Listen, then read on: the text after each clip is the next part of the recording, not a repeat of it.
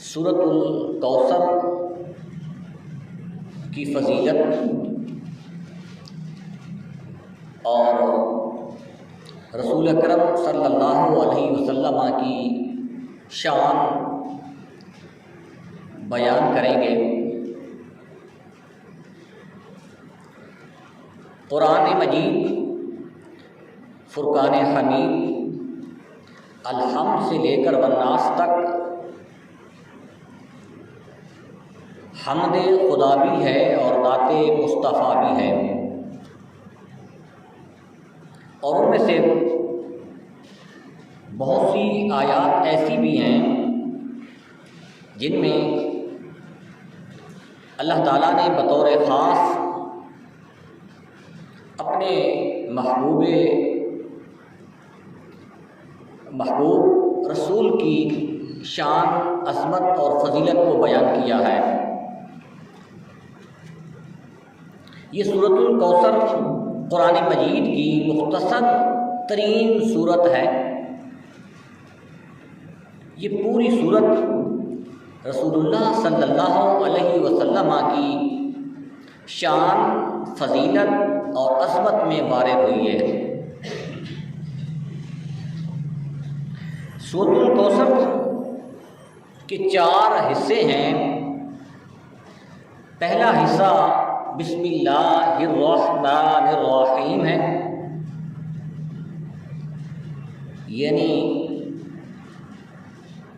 تسمیہ، اس میں اللہ تبارک و تعالیٰ کی حمد اور ثنا ہے۔ دوسرا حصہ انا اعطیناک الکوثر، یہ دوسرا حصہ یا دوسرا رکن،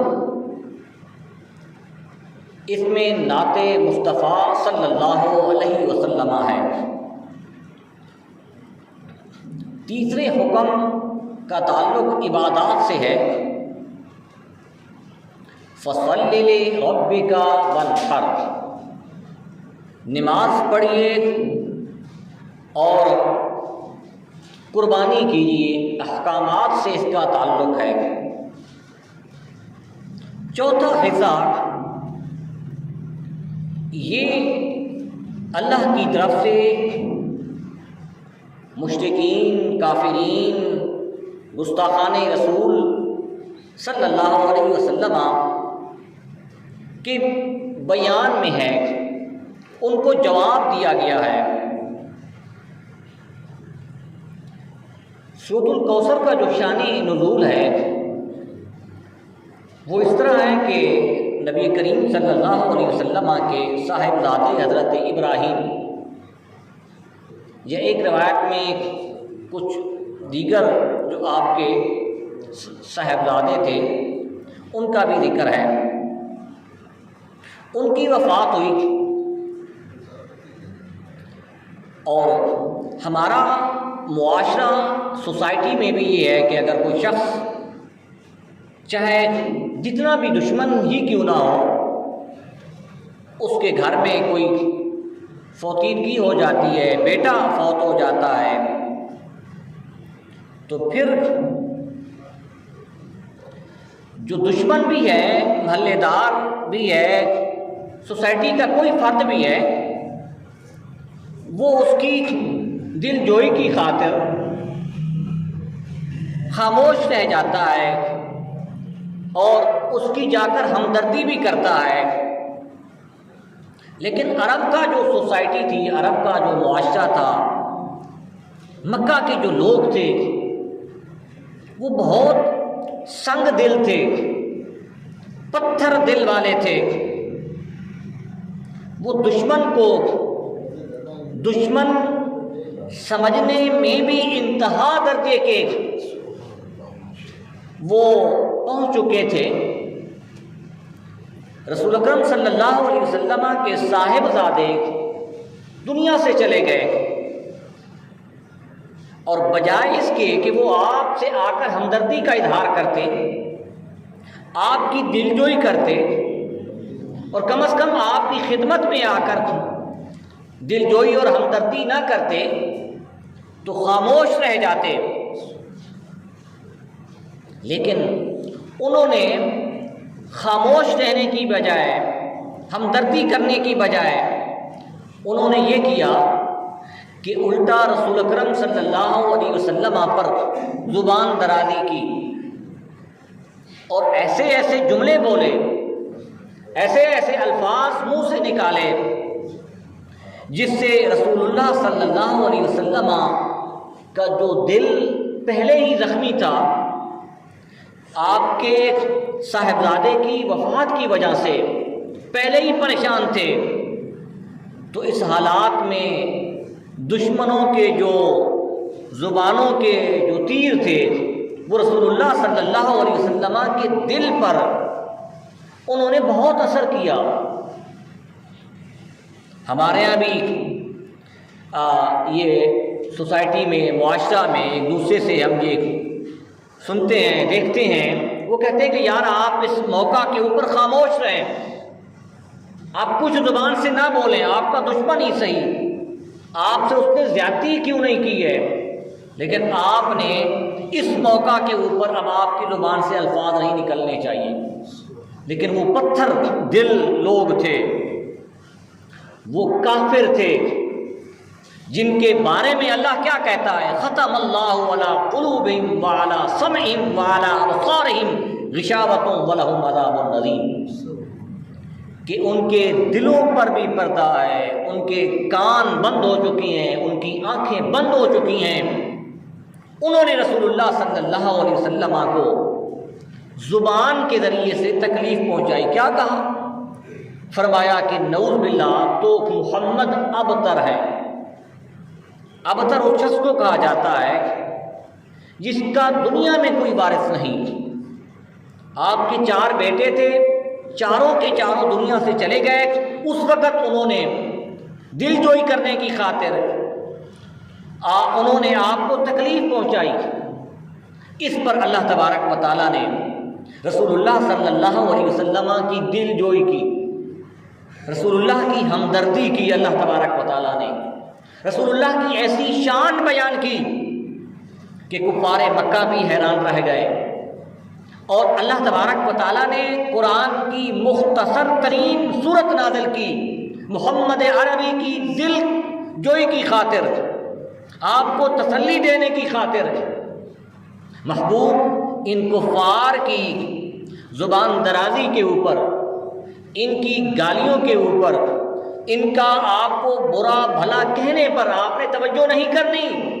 آپ نے اگر توجہ کرنی ہے تو یہ سورۃ الکوثر پڑھ لیں۔ فرمایا انا اعطیناک الکوثر، محبوب ہم نے آپ کو کوثر عطا کیا۔ پھر فرمایا فصلی لربک وانحر، ان کی طرف مت دیکھیے، دائیں بائیں کفار مشرکین دشمنان اسلام کی طرف مت دیکھیے، فصلی لربک، نماز پڑھیے اور قربانی کیجیے۔ ان شانئک ھو الابتر، کہ تمہارا جو دشمن ہے وہ ابتر ہے۔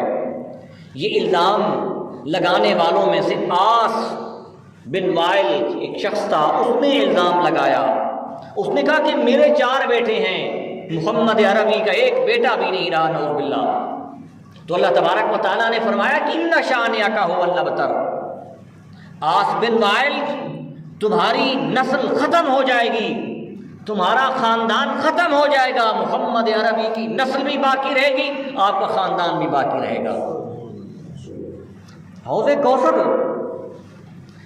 بھی اس سے مراد ہے۔ کوثر سے مراد بہت سے معنی ہیں، مفسرین نے 40 معنی بیان کیے ہیں۔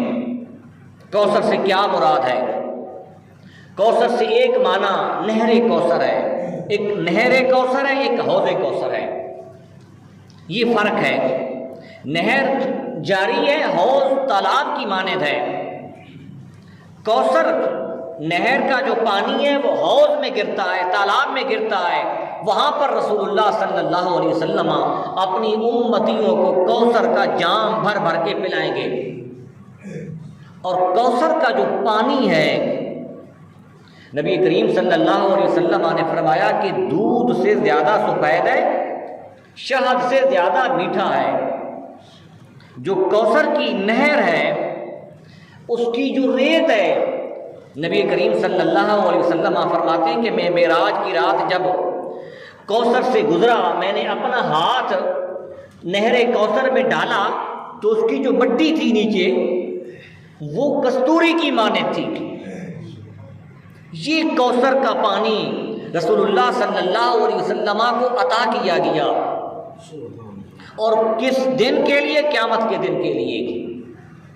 نبی کریم صلی اللہ علیہ وسلم نے فرمایا کہ جس شخص نے قیامت والے دن ایک دفعہ، اور قیامت کا جو دن ہے وہ 50,000 سال کے برابر ہے دنیا کے، آپ نے فرمایا کہ ایک اگر کسی نے گھونٹ کوثر کا پانی پی لیا تو اس کو میدان محشر میں گرمی نہیں لگے گی، اس کے اوپر محشر کے میدان میں جو سورج کی تپش ہوگی اس کا اثر نہیں ہوگا، وہ اتنا ٹھنڈا ہوگا، اس میں اتنی اللہ تبارک و تعالیٰ نے برکت ڈالی ہے، وہ اس کا اختیار رسول اللہ کو عطا کر دیا گیا۔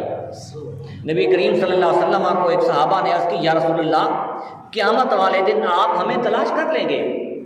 آپ نے فرمایا کہ مجھے چند مقامات پر تلاش کرنا۔ پہلا مقام فرمایا کہ مجھے حوض کوثر پر تلاش کرنا، وہاں میں اپنے امتیوں کو پانی پلا رہا ہوں گا، وہاں تلاش کرنا۔ میزان پر تلاش کرنا، پل صراط پر تلاش کرنا، میں تو اپنی امت کے لیے وہاں موجود ہوں گا۔ یہ اللہ تبارک و تعالیٰ نے فرمایا انا اعطیناک الکوثر۔ پھر ہے اعطینا، لفظ اللہ تبارک و تعالیٰ نے بولا، ایک ہے دے دینا، کسی کو کوئی چیز دے دی، وہ اور چیز ہے یہ کہ مالک بنا دینا۔ اعطینا ہے مالک بنا دینا، وہ چیز کہ آپ کسی کو دیتے ہیں اسے واپس نہ لیں تو اس کو اعطینا بولتے ہیں۔ اللہ تبارک و تعالیٰ نے فرمایا انا اعطیناک الکوثر، محبوب ہم نے آپ کو کوثر کا مالک بنا دیا ہے۔ میں کسی کو ٹوپی دیتا ہوں، کپڑا دیتا ہوں وضو کرنے کی خاطر کہ آپ میرا کچھ دیر کے لیے رکھیں، یہ امانت کے طور پر میں پیسے دے دیتا ہوں کہ یہ آپ نے رکھنی ہے، پھر میں واپس لے لیتا ہوں۔ یہ اعطینا نہیں ہے، یہ عطینا ہے، دے دینا۔ ایک ہے کسی کو دے دینا، اس کو مالک بنا دینا، وہ جیسا چاہے جس طریقے سے چاہے تصرف کرے، اس کو آگے جس کو چاہے دے دے۔ اللہ تبارک و تعالیٰ نے بھی فرمایا کہ محبوب ہم نے آپ کو کوثر کا مالک بنا دیا ہے۔ کوثر سے مراد خیر کثیر ہے۔ خیر کثیر کس کو کہا جاتا ہے؟ ہر اچھی چیز کو کہا جاتا ہے۔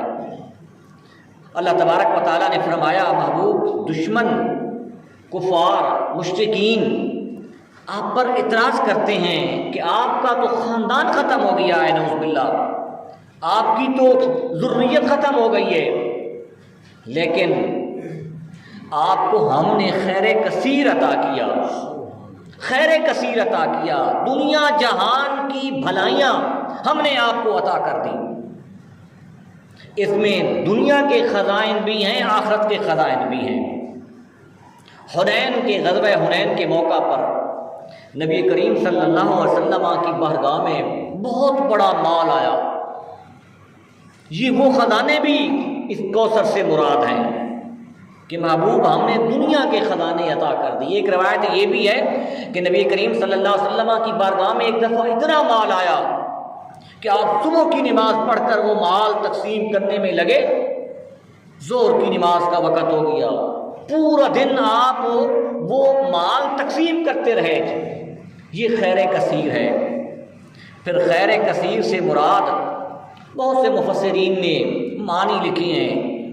ایک معنی یہ بھی لکھا ہے کہ خیر کثیر سے مراد اہل بیت ہے۔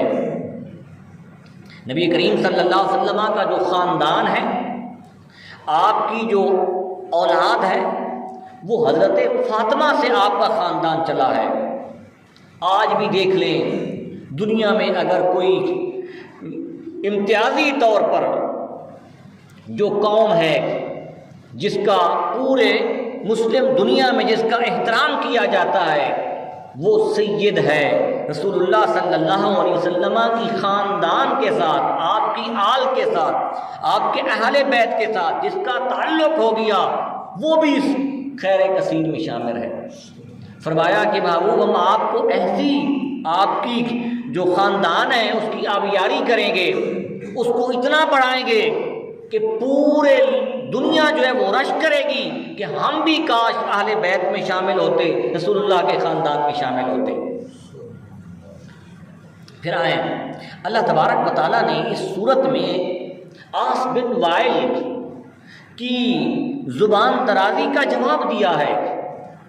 جہاں بھی قرآن میں آپ قرآن مجید فرقان حمید کا مطالعہ کریں تو قرآن مجید فرقان حمید میں بہت سے مقامات پر ایسے واقعات بھی ملتے ہیں کہ جہاں رسول اللہ صلی اللہ علیہ وسلم کی ذات پر مشرکین نے زبان درازی کی ہے، آپ کو کوئی نعوذ باللہ گالی دی ہے، آپ کی گستاخی کی ہے، آپ کی بارگاہ میں نازیبا کلمات بولے ہیں، تو اس کا جواب اللہ تبارک و تعالیٰ نے دیا ہے۔ جیسا کہ سورۃ لہب آپ نے سنی ہے، تبت یدا ابی لہب، پوری صورت یہ کس کے بارے میں ہے؟ ابو لہب کی مذمت کے بارے میں ہے۔ ابو لہب نے رسول اللہ صلی اللہ علیہ وسلم پر اعتراض کیا تھا، صرف یہی بولا تھا کہ آپ رسوا ہو جائیں گے، نعوذ باللہ ذلیل ہو جائیں گے، اس قسم کے الفاظ اس نے بولے تھے۔ تو اللہ تبارک و تعالیٰ نے پوری صورت ابو لہب کی مذمت اور اس کی بیوی کی مذمت میں نازل کر دی، فرمایا تبت یدا ابی لہب وتب ما اغنی عنہ مالہ، ہلاک ہو گیا ابو لہب اور اس کی بیوی، یہ پوری صورت۔ پھر اسی طریقے سے سورۃ نون والقلم، وہاں بھی نبی کریم صلی اللہ علیہ وسلم کی ذات پر ولید بن مغیرہ نے آپ کو کیا کہا کہ نعوذ باللہ انکا لمجنون، آپ تو مجنون ہیں۔ مجنون کس کو کہا جاتا ہے؟ جو پاگل ہو، جس کا دماغ نہ ہو۔ اللہ تبارک و تعالیٰ نے اس گستاخ رسول کا بھی خود جواب دیا، نبی کریم صلی اللہ علیہ وسلم کی زبان سے نہیں، خود قرآن میں جواب دے دیا۔ اس نے ایک نبی کریم صلی اللہ علیہ وسلم کی ذات پر الزام لگایا، تو نبی کریم صلی اللہ علیہ وسلم کے دفاع کی خاطر، آپ کی شان اور مرتبہ کو بڑھانے کی خاطر اللہ تبارک و تعالیٰ نے ولید کے بارے میں 10 عیب اس کے بیان کیے۔ پہلا عیب کیا بیان کیا؟ مناع للخیر، وہ بھلائی سے روکنے والا ہے، اچھے کام سے روکنے والا ہے، یہ عیب اس کے اندر بیان کیا۔ آج بھی اگر آپ نے کسی شخص کا اچھے اور برے کا پیمانہ آپ نے سامنے رکھ کر اس کی تمیز کرنی ہے کہ یہ اچھا یا برا ہے، تو آپ یہ دیکھ لیں کہ وہ کس کی طرف لے کر جاتا ہے اپنی اولاد کو، اپنے آپ کو، رشتہ داروں کو، دوسرے لوگوں کو۔ اگر وہ برے راستے کی طرف لے کر جاتا ہے تو وہ خود برا ہے، اگر اچھے راستے کی طرف لے کر جاتا ہے تو وہ اچھا شخص ہے، چاہے وہ دنیا کے معاملات ہوں، چاہے جو ہے وہ دین کے معاملات ہوں۔ دوسرا کیا فرمایا کہ وہ لوگوں پر ظلم کرنے والا ہے۔ یہ لوگوں پر جو ظلم کرنا ہے، یہ لوگوں کے حق کھانے ہیں، لوگوں کا مال کھا جانا ہے، لوگوں پر جو ہے چاہے وہ کاروبار کے لحاظ سے ہو، چاہے دیگر معاملات کے لحاظ سے ہو، لوگوں کے حق کو دبا لینا، یہ جو صفت ہے، بری صفت جو ہے، یہ قرآن مجید فرقان حمید نے رسول اللہ صلی اللہ علیہ وسلم کے گستاخی بیان کی ہے۔ پھر کہا کہ سخت گناہ گار ہے، بہت گناہ کرنے والا ہے، یہ ولید کے بارے میں کہا۔ پھر کیا کہا؟ ہمازن، وہ تانا دینے والا ہے، یہ بھی ایک بہت بری صفت ہے کہ ہم تانا دیتے ہیں لوگوں کو کہ تمہارا باپ ایسا تھا، تمہارا بھائی ایسا تھا، تم ایسے ہو۔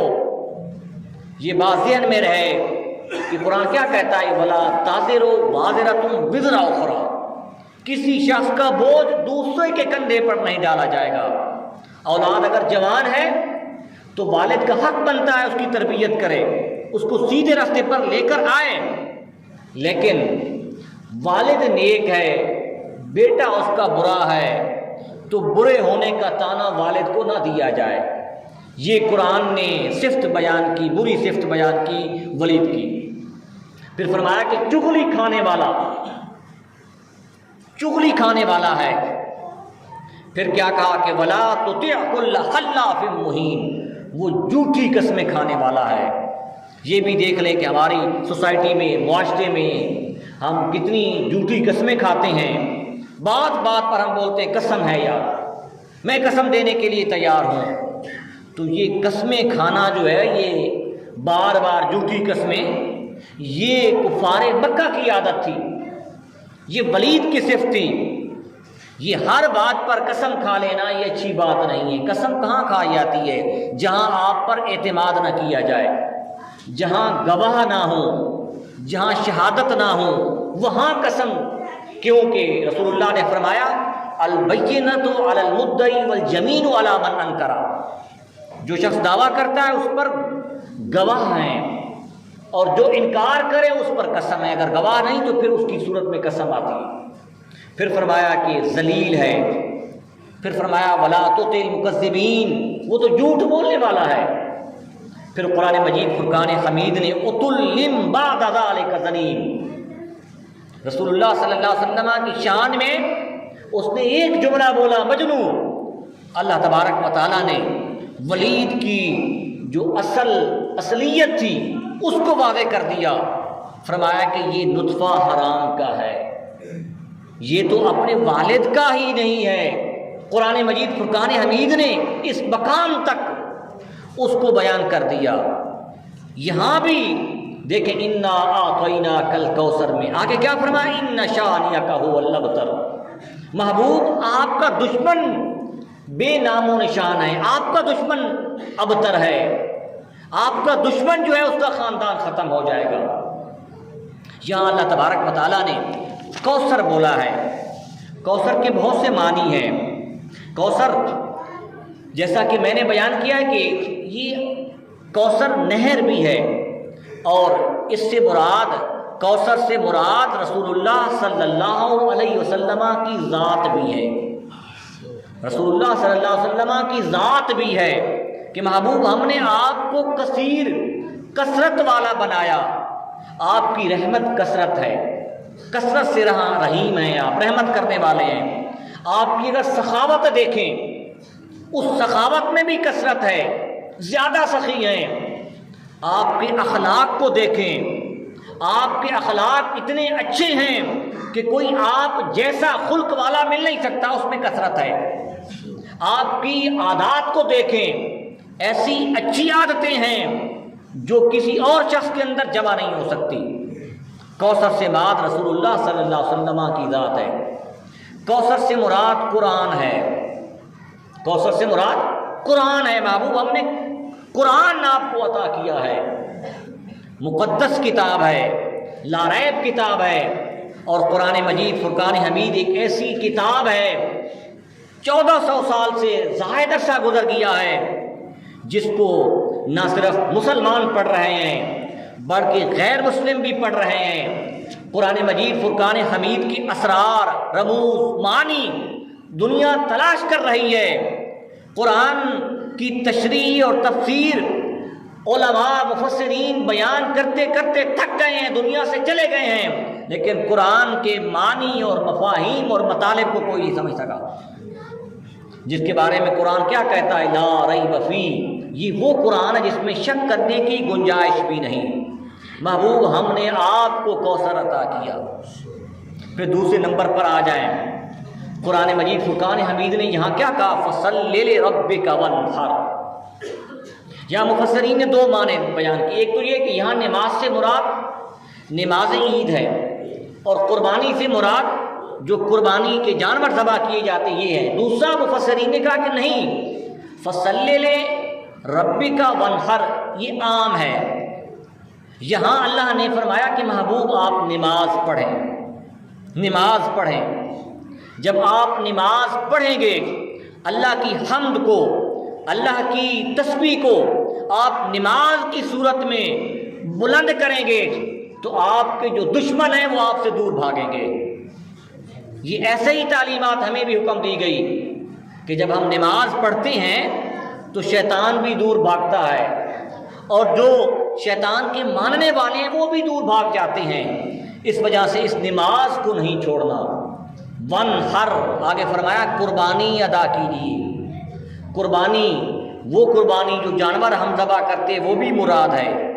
دوسری قربانی کیا ہے؟ اس قربانی سے مراد اسلام کی خاطر قربانی بھی ہے۔ یہ تعلیم دی گئی ہے کہ اگر تمہارے اوپر کوئی اعتراض کرتا ہے، تمہارے عیب بیان کرتا ہے، تمہیں برا بھلا کہتا ہے، تو پھر تم نے اسلام کی خاطر، دین کی خاطر یہ قربانی بھی دے دینی ہے۔ کیونکہ ایک شخص کی اپنی ذات ہے، ایک میری ذات ہے، ایک مجھ سے زیادہ جو بڑی یا اہم چیز وہ دین ہے، اسلام ہے۔ اسلام کی خاطر جو قربانی دینی پڑے وہ دے دو جی، چاہے وہ عزت کی قربانی ہو، مال کی قربانی ہو، جان کی قربانی ہو، اسلام کی خاطر اور دین کی خاطر دے دو جی۔ فرمایا کہ وانحر، قربانی ادا کیجیے۔ اور اس قربانی کی مثالیں صحابہ کرام کی ملتی ہیں۔